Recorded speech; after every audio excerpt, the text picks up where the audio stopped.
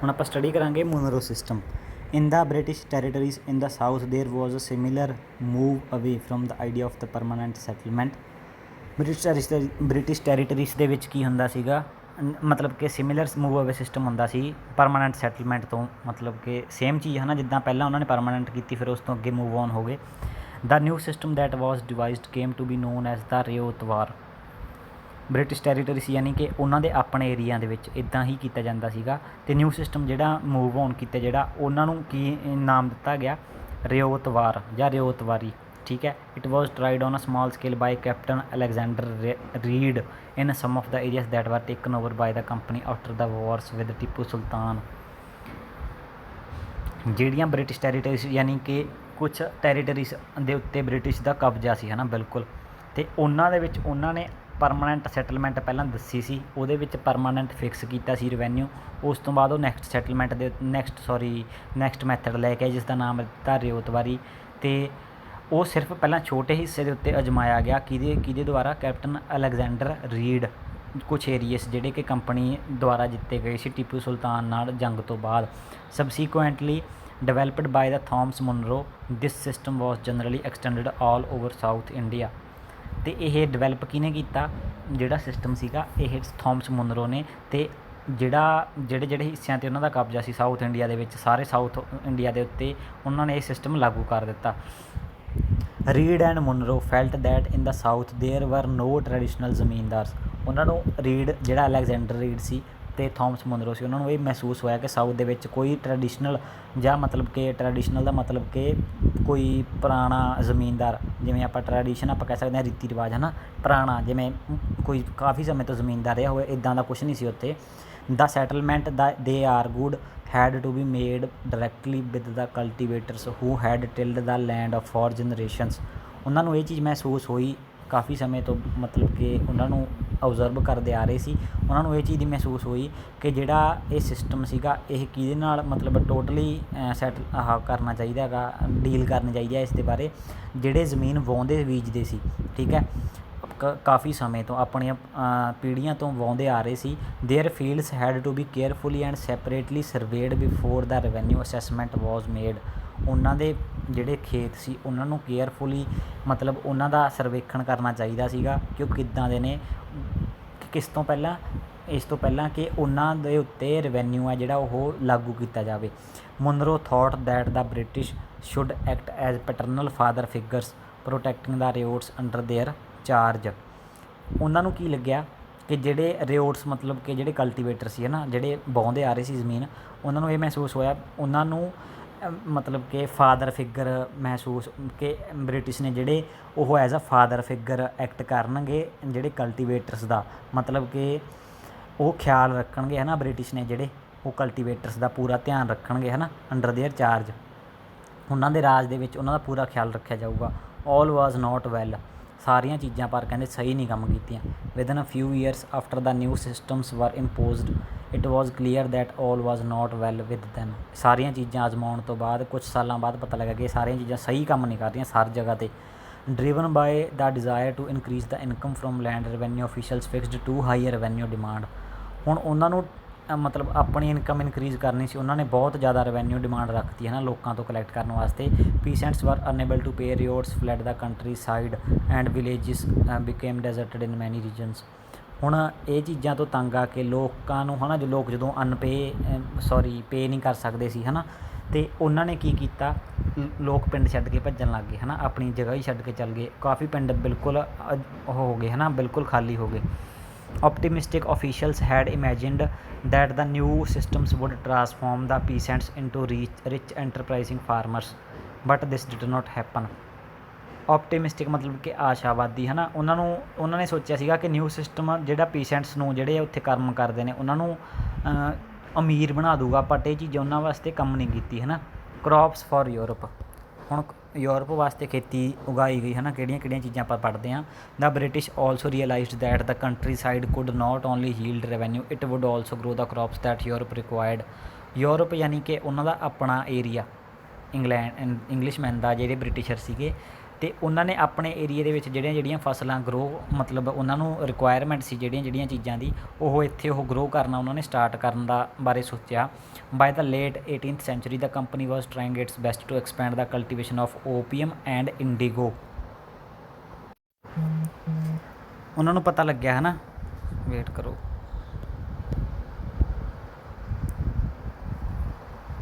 ਉਹਨਾਂ ਨੂੰ ਪਤਾ ਲੱਗਿਆ ਕਿ ਜਿਹੜਾ ਆਪਣੇ ਏਰੀਏ ਦੇ ਵਿੱਚ ਜ਼ਿਆਦਾਤਰ ਕਿਸ ਚੀਜ਼ ਦੀ ਲੋੜ ਹੁੰਦੀ ਹੈ, ਉਹਨਾਂ ਨੇ ਐਕਸਪੈਂਡ ਕੀਤਾ opium and IndiGo the business.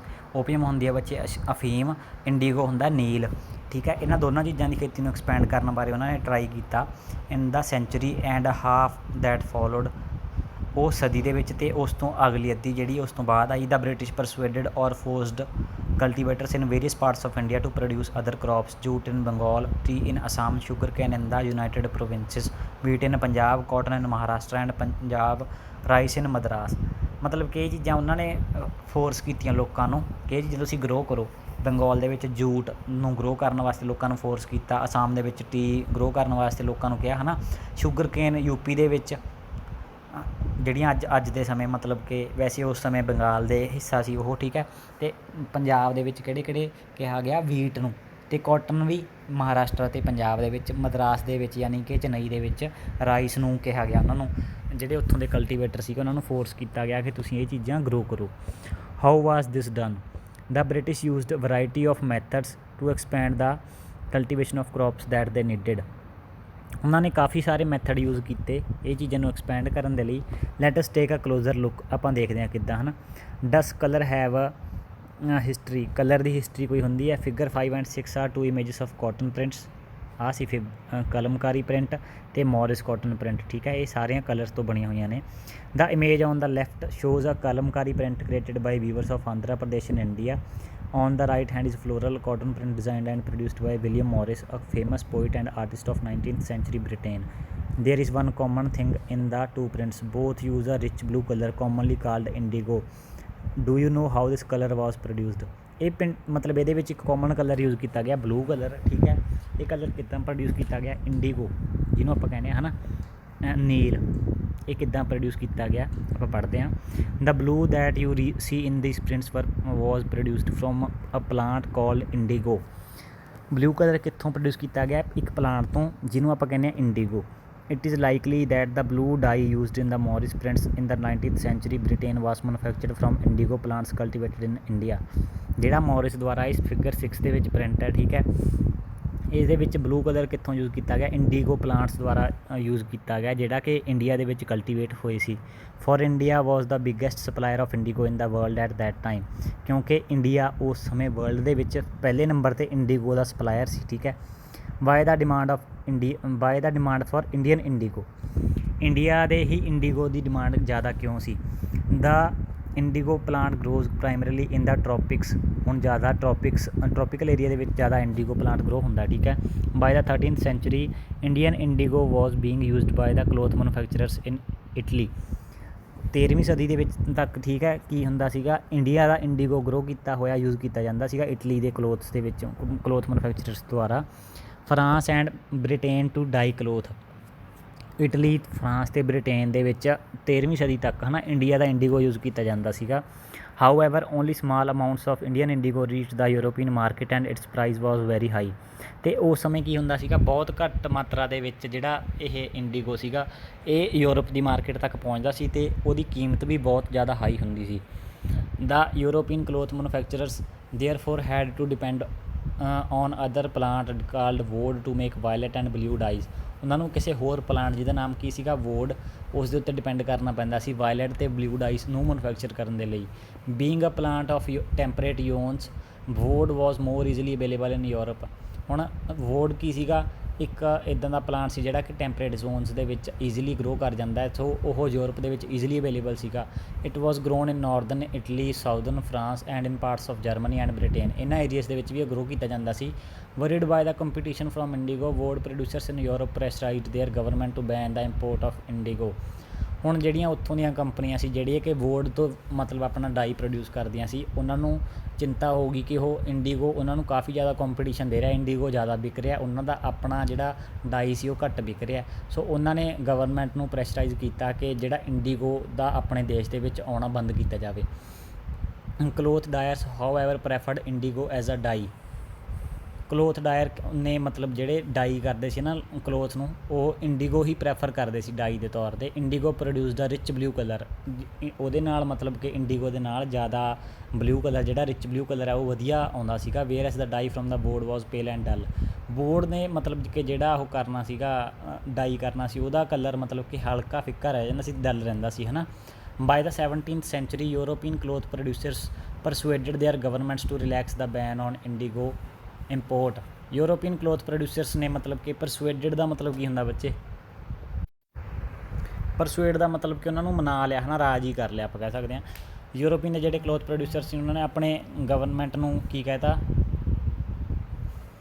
ਕਿ ਮਤਲਬ ਰਾਜੀ ਕਰ ਲਿਆ ਕਿ ਉਹ ਰਿਲੈਕਸ ਕਰੇ, ਹੈ ਨਾ, ਕਿ ਉਹਨੂੰ ਮਤਲਬ ਕਿ ਜਿਹੜਾ ਬੈਨ ਕੀਤਾ ਸੀਗਾ ਇੰਡੀਗੋ ਇੰਪੋਰਟ ਨੂੰ, ਉਹਨੂੰ ਮਤਲਬ ਕਿ ਹਟਾ ਦੇਵੇ। ਦ ਫਰੈਂਚ ਬਿਗਨ ਕਲਟੀਵੇਟਿੰਗ ਇੰਡੀਗੋ ਇਨ ਸੇਂਟ ਡੋਮਿਨਿਕ ਇਨ ਦਾ ਕੈਰੀਬੀਅਨ ਆਈਲੈਂਡਸ। ਹੁਣ ਫਰੈਂਚ ਜਿਹੜੇ ਲੋਕ ਸੀ ਉਹਨਾਂ ਨੇ ਸੈਂਟ ਡੋਮਿਨਿਕ ਏਰੀਆ ਦੇ ਵਿੱਚ ਜਿਹੜਾ ਕੈਰੀਬੀਅਨ ਆਈਲੈਂਡ ਹੈ ਉੱਥੇ ਇੰਡੀਗੋ ਗਰੋ ਕਰਨਾ ਸਟਾਰਟ ਕਰਤਾ, ਹੈ ਨਾ, ਕਲਟੀਵੇਟ ਕਰਨਾ ਸਟਾਰਟ ਕਰਤਾ। The Portuguese in Brazil, the English in Jamaica and the Spanish in Venezuela. Indigo plantations also came up in the many parts of north America. ਹੁਣ ਇਹ ਸਾਰੀਆਂ ਥਾਵਾਂ ਨੇ ਆਪਣਾ ਆਪਣਾ ਇੰਡੀਗੋ ਪਲਾਂਟੇਸ਼ਨ ਸਟਾਰਟ ਕਰਤੀ, ਹੈ ਨਾ, ਇੰਡੀਗੋ ਪਲਾਂਟਸ ਦੀ ਕਲਟੀਵੇਸ਼ਨ ਸ਼ੁਰੂ ਕਰਤੀ। By the end of 18th century the demand for Indian indigo grew further. ਹੁਣ ਇਹ ਸੀਗੀ ਪੁਰਾਣੀ ਗੱਲ ਜਿਹੜੀ 13ਵੀਂ ਸਦੀ ਤੋਂ ਬਾਅਦ ਦੀ ਸੀ, ਬਟ 18th century ਸੀ ਜਿਹੜੀ, ਹੈ ਨਾ, ਉਦੋਂ ਇੰਡੀਅਨ ਇੰਡੀਗੋ ਦੀ ਜਿਹੜੀ ਡਿਮਾਂਡ ਸੀ ਉਹ ਜ਼ਿਆਦਾ ਵੱਧ ਗਈ, ਫਿਰ ਤੋਂ ਇਨਕਰੀਜ਼ ਹੋ ਗਈ। Britain began to industrialise and its cotton production expanded dramatically. ਮਤਲਬ ਕਿ ਬ੍ਰਿਟੇਨ ਜਿਹੜੇ ਨਾਰਥ ਆਪਣਾ ਈਸਟ ਇੰਡੀਆ ਕੰਪਨੀ ਸੀ ਉਹਨਾਂ ਨੇ ਇੰਡਸਟਰੀਲਾਈਜ਼ ਕਰਨਾ ਇੰਡਸਟਰੀ ਸਟਾਰਟ ਕਰਤੀ, ਹੈ ਨਾ, ਬਣਾਉਣੀ, ਅਤੇ ਉਹਦੇ ਵਿੱਚ ਕਾਟਨ ਦੀ ਪ੍ਰੋਡਕਸ਼ਨ ਹੋਣ ਲੱਗ ਗਈ, ਜਿਹਦੇ ਨਾਲ ਬਹੁਤ ਜ਼ਿਆਦਾ ਉਹ ਐਕਸਪੈਂਡ ਹੋ ਗਿਆ, ਕੰਮ ਉਹਨਾਂ ਦਾ ਵੱਧ ਗਿਆ। Creating an enormous new demand for cloth dyes, ਜਿਸ ਦੇ ਨਾਲ ਮਤਲਬ ਕਿ ਕਲੋਥ ਡਾਈ ਕਰਨ ਵਾਲੇ ਪਲਾਂਟਸ ਦੀ, ਹੈ ਨਾ, ਇੰਡੀਗੋ ਮਤਲਬ ਕਿ ਬੇਸਿਕਲੀ ਇੰਡੀਗੋ ਦੀ ਡਿਮਾਂਡ ਜ਼ਿਆਦਾ ਇਨਕਰੀਜ਼ ਹੋ ਗਈ। While the demand for indigo increased, its existing supplies from the West Indies and America collapsed for a variety of reasons।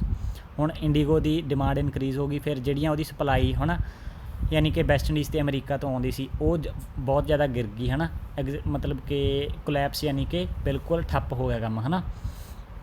Between 1783 and 1789 the production of indigo in the world fell by half. ਮਤਲਬ 18 ਸਦੀ ਦੀ ਗੱਲ ਹੋ ਰਹੀ ਹੈ, 18th century ਦੀ। ਇਹ 83 ਤੋਂ ਲੈ ਕੇ 89 ਤੱਕ ਪ੍ਰੋਡਕਸ਼ਨ ਬਿਲਕੁਲ ਹਾਫ ਤੱਕ ਡਿਕਰੀਜ਼ ਹੋ ਗਈ। Cloth dyers in Britain now desperately looked for new sources of indigo supply. ਹੁਣ ਉਹਨਾਂ ਨੂੰ ਨਵੇਂ ਚੀਜ਼ ਬਾਰੇ ਸੋਚਣਾ ਪੈਣਾ ਸੀਗਾ ਕਿ ਸਾਨੂੰ ਕਿੱਥੋਂ ਸਪਲਾਈ ਹੋਵੇ, ਹੈ ਨਾ, ਕਿਉਂਕਿ ਇਹ ਸਾਰੀ ਜਿਹੜਾ ਇੰਡੀਗੋ ਪ੍ਰੋਡਕਸ਼ਨ ਸੀਗਾ ਉਹ ਸਾਰਾ ਕਿੱਥੇ ਯੂਟੀਲਾਈਜ਼ ਕਰਦੇ ਸੀ, ਉਹ ਬ੍ਰਿਟਿਸ਼ ਲੋਕ ਯੂਜ਼ ਕਰਦੇ ਸੀ ਆਪਣਾ ਕਲੋਥ ਡਾਈ ਕਰਨ ਦੇ ਲਈ। From where could this indigo be procured, ਉਹਨਾਂ ਨੂੰ ਇਹ ਕਿੱਥੋਂ ਮਿਲ ਸਕਦਾ ਸੀ ਬ੍ਰਿਟੇਨ ਨੂੰ। ਅਤੇ ਬ੍ਰਿਟੇਨ ਟਰਨਸ ਟੂ ਇੰਡੀਆ। ਹੁਣ ਦੇਖੋ ਪਹਿਲਾਂ ਇਹ ਇੰਡੀਆ ਦੇ ਵਿੱਚ ਕਾਫੀ ਜ਼ਿਆਦਾ ਵਿਕਦਾ ਸੀ, ਠੀਕ ਹੈ, ਇੰਡੀਆ ਦਾ 18th century ਦੇ ਵਿੱਚ ਬਹੁਤ ਜ਼ਿਆਦਾ ਵਿਕਦਾ ਸੀਗਾ ਇੰਡੀਗੋ, ਬਟ ਉਸ ਤੋਂ ਬਾਅਦ ਜਿਹੜੀਆਂ ਹੋਰ ਕੰਟਰੀਜ਼ ਨੇ ਉਹਨਾਂ ਦਾ ਆਪਣਾ ਪਲਾਂਟੇਸ਼ਨ ਸਟਾਰਟ ਕਰਤਾ ਇੰਡੀਗੋ ਪਲਾਂਟੇਸ਼ਨ। ਹੁਣ ਉਹਨਾਂ ਨੂੰ ਉੱਥੋਂ ਮਿਲ ਗਿਆ, ਫਿਰ ਇੰਡੀਆ ਦਾ ਇੰਡੀਗੋ ਜਿਹੜਾ ਉਹ ਇੰਨਾ ਜ਼ਿਆਦਾ ਡਿਮਾਂਡ ਦੇ ਵਿੱਚ ਨਹੀਂ ਰਿਹਾ। ਪਰ ਜਦੋਂ 18th century ਦੇ ਵਿੱਚ ਫਿਰ ਇੰਡੀਆ ਨੇ ਗਰੋ ਕਰਨਾ ਵੀ ਬੰਦ ਕਰਤਾ, ਹੈ ਨਾ, ਜਦੋਂ ਇੰਡੀਗੋ ਵਿਕਣਾ ਹੀ ਬੰਦ ਹੋ ਗਿਆ। ਉਸ ਤੋਂ ਬਾਅਦ ਕੀ ਹੋਇਆ, ਬ੍ਰਿਟੇਨ ਨੇ ਆਪਣੀ ਇੰਡਸਟਰੀ ਸਟਾਰਟ ਕੀਤੀ ਇੰਡੀਆ ਦੇ ਵਿੱਚ ਆ ਕੇ, ਫਿਰ ਉਹਨਾਂ ਨੂੰ ਜ਼ਿਆਦਾ ਡਿਮਾਂਡ ਹੋਈ, ਹੈ ਨਾ, ਕਿ ਉਹਨਾਂ ਨੂੰ ਕਲੋਥ ਡਾਈ ਕਰਨਾ ਵੀ ਪੈਣਾ। ਜਦੋਂ ਕਲੋਥ ਬਣਾ ਰਹੇ ਸੀ ਉਹਨਾਂ ਨੇ ਮਤਲਬ ਕਿ ਜ਼ਿਆਦਾ ਸਪਲਾਈ ਕਿੱਥੋਂ ਕਰਵਾਇਆ, ਵੈਸਟ ਇੰਡੀਜ਼ ਅਤੇ ਅਮਰੀਕਾ ਤੋਂ, ਹੈ ਨਾ। ਅਤੇ ਹੁਣ ਕਾਰਨ ਕੀ ਸੀਗਾ, ਉਹ ਜਦੋਂ ਹੌਲੀ ਹੌਲੀ ਉਹ ਵੀ ਬੰਦ ਹੋ ਗਏ, ਕਿਉਂਕਿ ਹੁਣ ਜ਼ਿਆਦਾ ਕੰਮ ਵੱਡਾ ਸੀਗਾ ਉਹਨਾਂ ਦਾ, ਉਹਨਾਂ ਨੂੰ ਜ਼ਿਆਦਾ ਸਪਲਾਈ ਦੀ ਲੋੜ ਸੀ। ਫਿਰ ਉਹਨਾਂ ਨੂੰ ਹੁਣ ਜ਼ਿਆਦਾ ਮਤਲਬ ਕਿ ਇੰਡੀਗੋ ਦੀ ਸਪਲਾਈ ਕਰਾਉਣੀ ਪੈਣੀ ਸੀ, ਉਹ ਬਿਲਕੁਲ ਬੰਦ ਹੋ ਚੁੱਕੀ ਸੀ। ਹੁਣ ਉਹਨਾਂ ਨੂੰ ਬਹੁਤ ਜ਼ਿਆਦਾ ਲੋੜ ਸੀ ਇੰਡੀਗੋ ਦੀ ਸਪਲਾਈ ਦੀ, ਉਹ ਕਿੱਦਾਂ ਪੂਰੀ ਹੋਊਗੀ ਆਪਾਂ ਪੜ੍ਹਦੇ ਹਾਂ। Britain turns to India faced with the rising demand for indigo in Europe, the company in India looked for ways to expand the area under indigo cultivation. ਹੁਣ ਜਦੋਂ ਇੰਡੀਗੋ ਦੀ ਡਿਮਾਂਡ ਵੱਧ ਗਈ ਯੂਰਪ ਦੇ ਵਿੱਚ, ਹੈ ਨਾ, ਉਦੋਂ ਕੀ ਹੋਇਆ, ਮਤਲਬ ਕਿ ਕੰਪਨੀ ਇੰਡੀਆ ਵੱਲ ਦੇਖਣ ਲੱਗੀ ਦੁਬਾਰਾ ਕਿ ਇੰਡੀਆ ਦੇ ਵਿੱਚ ਇੰਡੀਗੋ ਕਲਟੀਵੇਸ਼ਨ ਹੁੰਦੀ ਹੈ। ਫਿਰ ਉਹਨਾਂ ਨੇ ਕੀ ਕੀਤਾ, ਦੁਬਾਰਾ ਆਪਣਾ ਪ੍ਰੋਸੀਜਰ ਸਟਾਰਟ ਕੀਤਾ ਕਿ ਇੰਡੀਆ ਦੇ ਵਿੱਚ ਇੰਡੀਗੋ ਕਲਟੀਵੇਸ਼ਨ ਨੂੰ ਐਕਸਪੈਂਡ ਕੀਤਾ ਜਾਵੇ, ਠੀਕ ਹੈ। From the last decades of the 18th century, indigo cultivation in Bengal expanded rapidly and Bengal indigo became to dominate the world market.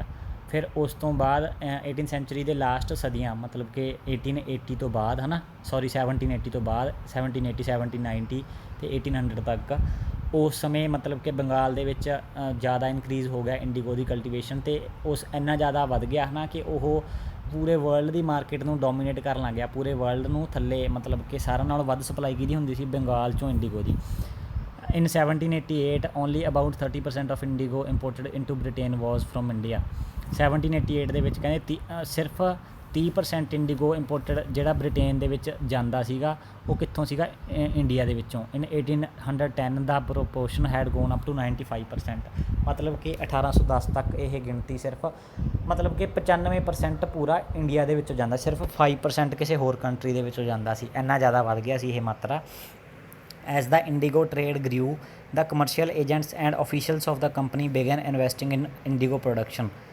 ਜਦੋਂ ਕਹਿੰਦੇ ਇੰਡੀਗੋ ਦੀ ਟਰੇਡ ਵੱਧ ਗਈ ਜਿਹੜੇ ਕਮਰਸ਼ੀਅਲ ਏਜੰਟ ਸੀਗੇ ਅਤੇ ਆਫੀਸ਼ੀਅਲਸ ਜਿਹੜੇ ਇਹਦੀ ਖਰੀਦ ਫਰੋਖਤ ਕਰਦੇ ਸੀ ਕੰਪਨੀ ਦੇ ਉਹਨਾਂ ਨੇ ਇਨਵੈਸਟ ਕਰਨਾ ਸਟਾਰਟ ਕਰਤਾ ਇੰਡੀਗੋ ਦੀ ਪ੍ਰੋਡਕਸ਼ਨ ਦੇ ਵਿੱਚ ਆਪਣਾ ਪੈਸਾ ਲਾਉਣਾ ਸ਼ੁਰੂ ਕਰਤਾ ਕਿ ਹਾਂ ਸਾਨੂੰ ਵੀ ਕਮਾਈ ਹੋਵੇ over the years many company officials left their jobs to look after their indigo business ਹੁਣ ਮਤਲਬ ਕਿ ਕਈ ਸਾਲਾਂ ਤੱਕ ਤਾਂ ਇੱਦਾਂ ਦੀ ਨੌਬਤ ਆ ਗਈ ਕਹਿੰਦੇ ਕੰਪਨੀ ਦੇ ਜਿਹੜੇ ਮਤਲਬ ਕਿ ਅਫਸਰ ਸੀਗੇ ਉਹਨਾਂ ਨੇ ਆਪਣੀ ਨੌਕਰੀ ਛੱਡਤੀ ਇੰਡੀਗੋ ਦੇ ਵਿੱਚ ਆਪਣਾ ਪੈਸਾ ਇਨਵੈਸਟ ਕਰਤਾ ਆਪਣੇ ਇੰਡੀਗੋ ਦੇ ਬਿਜ਼ਨਸ ਨੂੰ ਸਟਾਰਟ ਕਰ ਲਿਆ ਉਹਨਾਂ ਨੇ attracted by the prospect of high profits numerous Scotsmen and Englishmen came to India and became planters ਹੁਣ ਇਹ ਚੀਜ਼ਾਂ ਤੋਂ ਅਟਰੈਕਟ ਹੋ ਗਏ ਹੈ ਨਾ ਕਿ ਕਾਫੀ ਜ਼ਿਆਦਾ ਮੁਨਾਫਾ ਹੁੰਦਾ ਇੰਡੀਗੋ ਦੀ ਖੇਤੀ ਤੋਂ ਅਤੇ ਸਕਾਟਲੈਂਡ ਮਤਲਬ ਸਕਾਟਸਮੈਨ ਜਿਹੜੇ ਕੰਟਰੀਜ਼ ਨੇ ਜਿਹੜੇ ਅਤੇ ਇੰਗਲੈਂਡ ਤੋਂ ਲੋਕ ਆਏ ਇੱਥੇ ਆ ਕੇ ਪਲਾਂਟਰ ਬਣ ਗਏ ਗਰੋ ਕਰਨਾ ਸਟਾਰਟ ਕਰਤਾ ਉਹਨਾਂ ਨੇ ਆਪਣੀ ਖੇਤੀ ਸਟਾਰਟ ਕਰਤੀ those who had no money to produce indigo could get loans from the company and the banks that were coming up at the same time ਜਿਨ੍ਹਾਂ ਕੋਲ ਪੈਸਾ ਨਹੀਂ ਹੁੰਦਾ ਸੀ ਗਰੋ ਕਰਨ ਵਾਸਤੇ ਉਹਨਾਂ ਨੇ ਲੋਨ ਲੈਣੇ ਸਟਾਰਟ ਕਰਤੇ ਕੰਪਨੀਜ਼ ਤੋਂ ਅਤੇ ਬੈਂਕਸ ਤੋਂ ਠੀਕ ਹੈ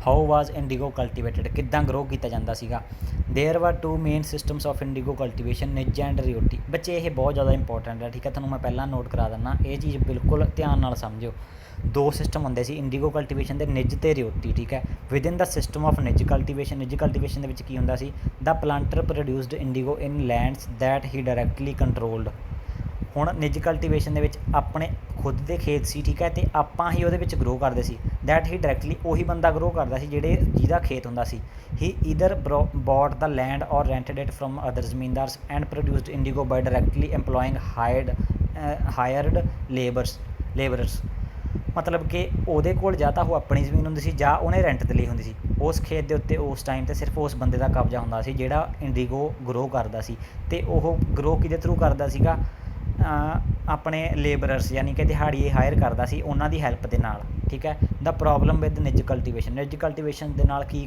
ਪ੍ਰੋਬਲਮਸ ਹੁੰਦੀਆਂ ਸੀ the planters found it difficult to expand the area under ਨਿੱਜ cultivation ਹੁਣ ਉਹ ਚੀਜ਼ ਨੂੰ ਐਕਸਪੈਂਡ ਨਹੀਂ ਕਰ ਸਕਦੇ ਸੀ ਕਿਉਂਕਿ ਜਿੰਨੀ ਆਪਣੀ ਖੁਦ ਦੀ ਜ਼ਮੀਨ ਹੋਊਗੀ ਆਪਾਂ ਉਹਦੇ ਉੱਤੇ ਆਪਾਂ ਗਰੋ ਕਰ ਸਕਦੇ ਹਾਂ ਹੈ ਨਾ ਅਤੇ ਹੁਣ indigo could be cultivated only on fertile lands and these were all already densely populated indigo ਪੂਰੀ ਵਧੀਆ ਜ਼ਮੀਨ ਦੇ ਉੱਤੇ ਉਪਜਾਊ ਧਰਤੀ ਦੇ ਉੱਤੇ ਹੀ ਹੋ ਸਕਦਾ ਸੀ ਅਤੇ ਇਹ ਸਾਰੀ ਉਪਜਾਊ ਧਰਤੀ ਪਹਿਲਾਂ ਹੀ ਆਲਰੇਡੀ ਡੈਂਸਲੀ ਪੋਪੂਲੇਟਡ ਮਤਲਬ ਬਹੁਤ ਜ਼ਿਆਦਾ ਲੋਕ ਇਸ ਕੰਮ ਨੂੰ ਲੱਗੇ ਹੋਏ ਸੀ ਪਹਿਲਾਂ ਹੀ ਰੁਕੀ ਹੋਈ ਸੀ ਜਿੰਨੀ ਉਪਜਾਊ ਜ਼ਮੀਨ ਸੀ ਕਿਸੇ ਹੋਰ ਕਿੱਤੇ ਵਾਸਤੇ ਵੀ ਅਤੇ ਇੰਡੀਗੋ ਲਈ ਵੀ only small plots scattered over the landscape could be acquired ਸਿਰਫ ਛੋਟੇ ਟੁਕੜੇ ਜ਼ਮੀਨ ਦੇ ਹੈ ਨਾ ਐਕਵਾਇਰ ਕੀਤੇ ਜਾ ਸਕਦੇ ਸੀ ਇਸ ਕੰਮ ਵਾਸਤੇ planters needed large areas in compact blocks to cultivate indigo in plantations ਜ਼ਿਆਦਾ ਜ਼ਮੀਨ ਚਾਹੀਦੀ ਸੀ ਹੈ ਨਾ ਜ਼ਿਆਦਾ ਜ਼ਮੀਨ ਚਾਹੀਦੀ ਹੈ ਫਿਰ ਹੀ ਜ਼ਿਆਦਾ ਇੰਡੀਗੋ ਕਲਟੀਵੇਟ ਕੀਤਾ ਜਾ ਸਕਦਾ ਹੈ where could they get such land from ਕਿੱਥੋਂ ਮਿਲ ਸਕਦੀ ਹੈ they attempted to lease in the land around the indigo factory ਹੁਣ ਉਹਨਾਂ ਨੇ ਜਿਹੜੀ ਇੰਡੀਗੋ ਫੈਕਟਰੀ ਦੇ ਆਲੇ ਦੁਆਲੇ ਜਿਹੜੀ ਜ਼ਮੀਨ ਸੀ ਉਹਨੂੰ ਲੀਜ਼ 'ਤੇ ਲੈਣਾ ਸਟਾਰਟ ਕਰਤਾ and evict the peasants from the area ਅਤੇ ਪੀਸੈਂਟਸ ਨੂੰ ਮਤਲਬ ਕਿ ਕਿਰਾਇਆ ਦੇਣਾ ਸਟਾਰਟ ਕਰਤਾ ਜਾਂ ਆਪਾਂ ਕਹਿ ਸਕਦੇ ਹਾਂ ਦਿਹਾੜੀ ਦੇਣੀ ਸਟਾਰਟ ਕਰਤੀ ਕਿ ਸਾਡੇ ਨਾਲ ਕੰਮ ਕਰੋ but this always led to conflicts and tension ਪਰ ਇਹਦੇ ਨਾਲ ਲੜਾਈਆਂ ਵੀ ਵੱਧਦੀਆਂ ਸੀ ਅਤੇ ਟੈਂਸ਼ਨ ਵੀ ਜ਼ਿਆਦਾ ਹੁੰਦੀ ਸੀ ਠੀਕ ਹੈ nor was labour easy to mobilise a large plantation required a vast number of hands to operate ਨਾ ਹੀ ਹੁਣ ਈਜ਼ੀਲੀ ਲੇਬਰ ਮਿਲ ਸਕਦੀ ਹੈ ਕਿਉਂਕਿ ਜੇ ਆਪਾਂ ਲਾਰਜ ਵੱਡੇ ਪੱਧਰ 'ਤੇ ਆਪਾਂ ਖੇਤੀ ਕਰਾਂਗੇ ਆਪਾਂ ਨੂੰ ਓਬਵੀਅਸ ਜੀ ਗੱਲ ਹੈ ਨਾ ਲੇਬਰ ਵੀ ਜ਼ਿਆਦਾ ਹੀ ਚਾਹੀਦੀ ਹੈ ਜ਼ਿਆਦਾ ਹੱਥ ਯਾਨੀ ਕਿ large hands to operate means ਮਤਲਬ ਕਿ large number of people we require to help us, and labor was needed precisely at the time when peasants were usually busy with their rice cultivation. Labour ਜ਼ਿਆਦਾ ਚਾਹੀਦੀ ਸੀ ਹੈ ਨਾ at time, ਜਦੋਂ ਉਦੋਂ ਉਸ time 'ਤੇ ਚਾਹੀਦੀ ਸੀ ਜਦੋਂ ਜ਼ਿਆਦਾਤਰ ਲੇਬਰ ਕੇ ਰਾਈਸ ਕਲਟੀਵੇਸ਼ਨ ਵੱਲ ਬਿਜੀ ਸੀ ਹੈ ਨਾ। ਹੁਣ ਆਪਾਂ ਨੂੰ ਲੇਬਰ ਈਜ਼ੀਲੀ ਅਵੇਲੇਬਲ ਨਹੀਂ ਹੋ ਸਕਦੀ ਕਿਉਂਕਿ ਦੂਜੇ ਪਾਸੇ ਬਿਜੀ ਨੇ। Nij cultivation on a large scale also required many ploughs and ਬੁਲੋਕਸ। ਹੁਣ ਨਿੱਜ ਕਲਟੀਵੇਸ਼ਨ ਵਾਸਤੇ ਇੱਕ ਹੋਰ ਕੀ ਚੀਜ਼ ਚਾਹੀਦੀ ਸੀ, ਜ਼ਿਆਦਾ ਹਲ ਚਾਹੀਦੇ ਸੀ, ਜ਼ਿਆਦਾ ਆਪਾਂ ਨੂੰ ਬੁਲੋਕਸ ਮਤਲਬ ਕਿ ਆਪਾਂ ਨੂੰ ਬਲਦ ਆਪਾਂ ਕਹਿ ਸਕਦੇ ਹਾਂ ਹੈ ਨਾ। 1 bigha of indigo cultivation required 2 ਪਲੋਸ। ਇੱਕ ਬਿੱਗੇ ਨੂੰ ਇੰਡੀਗੋ ਦੀ ਕਲਟੀਵੇਸ਼ਨ ਵਾਸਤੇ ਕੀ ਚਾਹੀਦੇ, 2 ਹਲ ਚਾਹੀਦੇ ਸੀ। This meant that a planter with 1000 bighas would need 2000 ploughs. ਹੁਣ 2000 ਹਲ ਚਾਹੀਦੇ ਸੀ 1000 ਬਿੱਗਾ ਜੇ ਆਪਾਂ ਪਲਾਂਟੇਸ਼ਨ ਕਰਨੀ ਹੈ ਇੰਡੀਗੋ ਦੀ। Investing on purchase and maintenance of ploughs was a big problem. ਇਹ ਸਾਰੀਆਂ ਚੀਜ਼ਾਂ ਨੂੰ ਇਨਵੈਸਟ ਕਰਨਾ, ਉਹਦੇ ਵਿੱਚ ਪੈਸੇ ਲਾਉਣੇ ਅਤੇ ਉਹਨੂੰ ਮੇਨਟੇਨ ਕਰਕੇ ਰੱਖਣਾ ਬਹੁਤ ਵੱਡੀ ਪ੍ਰੋਬਲਮ ਸੀ। Nor could supplies be easily got from the peasants since their ploughs and bullocks were busy on the rice fields. ਹੁਣ ਇਹ ਚੀਜ਼ਾਂ ਆਪਾਂ ਪੀਸੈਂਟਸ ਤੋਂ ਵਰਕਰ ਸੀ ਜਿਹੜੇ ਹੈ ਨਾ, ਜਿਹੜੇ ਇਹ ਕੰਮ ਕਰਦੇ ਸੀ, ਖੇਤੀ ਪਹਿਲਾਂ ਕਰਦੇ ਸੀ ਨਾ, ਤਾਂ ਆਪਾਂ ਉਹਨਾਂ ਨੂੰ ਕਿਉਂਕਿ ਉਹਨਾਂ ਨੂੰ ਆਪਾਂ ਕਹਿ ਸਕਦੇ ਕਿਉਂਕਿ ਉਹਨਾਂ ਦੇ ਜਿਹੜੇ ਹਲ ਸੀ ਅਤੇ ਉਹਨਾਂ ਦੇ ਬਲੋਕਸ ਸੀ ਉਹ ਆਲਰੇਡੀ ਰਾਈਸ ਫੀਲਡਸ ਦੇ ਵਿੱਚ ਕੰਮ ਕਰ ਰਹੇ ਸੀ। Again exactly at the time that the indigo planters needed them. ਉਹੀ ਸਮੇਂ ਇੰਡੀਗੋ ਪਲਾਂਟਰਸ ਨੂੰ ਵੀ ਇਹੀ ਚੀਜ਼ ਦੀ ਲੋੜ ਸੀ ਬਟ ਉਹ ਨਹੀਂ ਮਿਲ ਸਕਦੀ ਸੀ। Till the late 19th century planters were therefore reluctant to expand the area under ਨਿੱਜ cultivation. So ਕਹਿੰਦੇ ਲੇਟ 19th century ਤੱਕ, ਮਤਲਬ ਕਿ 1870-75 ਤੋਂ ਬਾਅਦ 80 ਤੋਂ ਲੈ ਕੇ ਮਤਲਬ 1900 ਤੱਕ ਦੀ ਗੱਲ ਹੈ, ਪਲਾਂਟਰਸ ਉਹਨਾਂ ਨੂੰ ਮੁਸ਼ਕਿਲ ਹੋਈ ਹੈ ਨਾ ਏਰੀਆ ਐਕਸਪੈਂਡ ਕਰਨ ਦੇ ਵਿੱਚ। Less than 25% of the land producing IndiGo was under this system. ਮਤਲਬ ਕਿ ਘੱਟ 25% ਤੋਂ ਵੀ ਘੱਟ ਜ਼ਮੀਨ ਇੰਡੀਗੋ ਪ੍ਰੋਡਿਊਸ ਕਰ ਰਹੀ ਸੀ ਉਸ ਸਮੇਂ ਇਹ ਸਿਸਟਮ ਦੇ ਅੰਡਰ, ਨਿੱਜ ਕਲਟੀਵੇਸ਼ਨ ਸਿਸਟਮ ਦੇ ਅੰਡਰ। ਅਤੇ the rest was under an alternative mode of cultivation the ryoti system. ਬਾਕੀ ਸਾਰੀ ਜ਼ਮੀਨ ਕਿਹੜੇ ਸਿਸਟਮ ਨੂੰ ਫੋਲੋ ਕਰ ਰਹੀ ਸੀ, ਰਿਓਟੀ ਸਿਸਟਮ। ਰਿਓਟੀ ਸਿਸਟਮ ਕੀ ਹੁੰਦਾ, indigo on the land of ryots. ਆਪਾਂ ਇਹ ਪੜ੍ਹਾਂਗੇ ਨੈਕਸਟ ਵੀਡੀਓ ਦੇ ਵਿੱਚ।